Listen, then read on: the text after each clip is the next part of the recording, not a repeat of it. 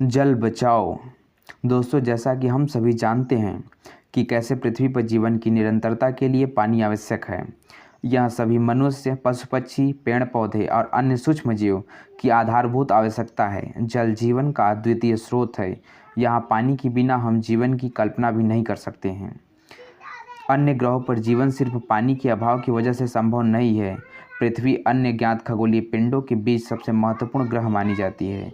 पृथ्वी का लगभग 3/4 क्षेत्र पानी से घिरा हुआ है और आवासीय विश्व का लगभग 60 से 70% भाग पानी से घेरे हुए हैं।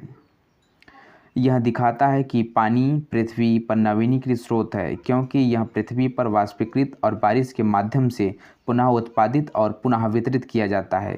यह हमारे दिमाग में एक सवाल को जन्म देता है कि यह पानी नवीनीकृत स्रोत है, तो फिर क्यों हम पानी के लिए चिंतित हो रहे हैं और इसके संरक्षित करने का प्रयास क्यों कर रहे हैं।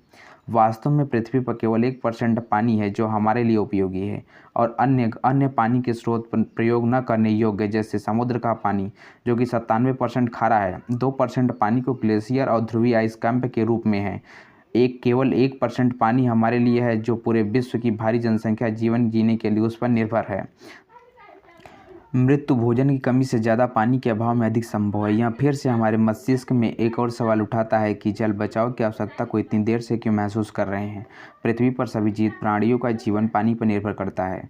तब तो यहाँ परिदृश्य बहुत बदतर हो जाएगा जब उपयोग करने योग्य पानी गंदा हो जाएगा या कम हो जाएगा। बाहर से देखने पर पानी साफ और पीने योग्य लगता है, और उसमें से उद्यमों, कारखानों और सीवर जैसे आदि विभिन्न स्रोतों के माध्यम से हानिकारक और विषैले तत्वों का मिश्रण हो सकता है। और यदि यह पशुओं, पेड़ पौधे या मनुष्य द्वारा निगल लिया जाता है तो इसमें भयानक बीमारी और मृत्यु का कारण बन सकता है। कुछ सुझाव हैं जो वास्तव में जल बचाने में मदद करेंगे। चलिए देखते हैं क्या है वे सुझाव। माता पिता को अपने बच्चों को जल बचाव की आवश्यकता के बारे में बताना चाहिए। उन्हें अपने बच्चों के लिए पानी के प्रयोग से चलने वाले खिलौने नहीं देने चाहिए। सभी को पानी को संग्रहित करने वाले नियमों और अनुदेशों को अवगत होना चाहिए और उनका अपने क्षेत्र में कड़ाई से पालन करना चाहिए। सभी नियोक्ताओं को अपने कार्यस्थल पर जल बचाने के लिए सक्रिय रहना चाहिए और दूसरे नियोक्ताओं को भी अन्य प्रभावी तरीकों से जल बचाने के लिए प्रोत्साहित करना चाहिए। स्कूल, कॉलेज, कार्यस्थल, कार्यालयों, संस्थानों आदि पर उन्मुखीकरण, मार्गदर्शन और प्रशिक्षण कार्यक्रम में प्रत्येक स्टार्टर यानी शुरुआत करने के लिए जल बचाव के लिए जागरूकता और सुझाव देने चाहिए।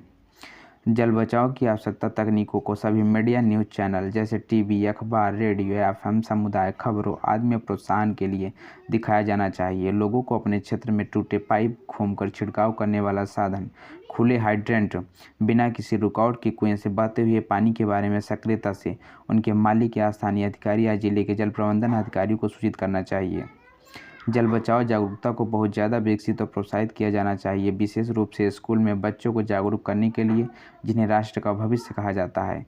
स्कूल के विद्यार्थियों को जल बचाओ के लिए प्रोजेक्ट तैयार करने या विशेष डिबेट या चर्चा, निबंध या लेखन या भाषण प्रतियोगिता में भाग लेना चाहिए। इसे पर्यटन स्थल पर प्रोत्साहित करना चाहिए ताकि पर्यटन और दर्शक भी इसके बारे में जागरूक हो और जल बचाओ की आवश्यकता को जानें। एक पढ़े लिखे नागरिक होने के नाते हम अपने दोस्तों या पड़ोसियों को जल बचाओ के कार्यक्रम से जुड़ने के लिए प्रोत्साहित करना चाहिए। सभी को जल बचाओ से संबंधित एक लक्ष्य बनाना चाहिए और दिन के अंत में तक उसे सख्ती से पूरा करना चाहिए।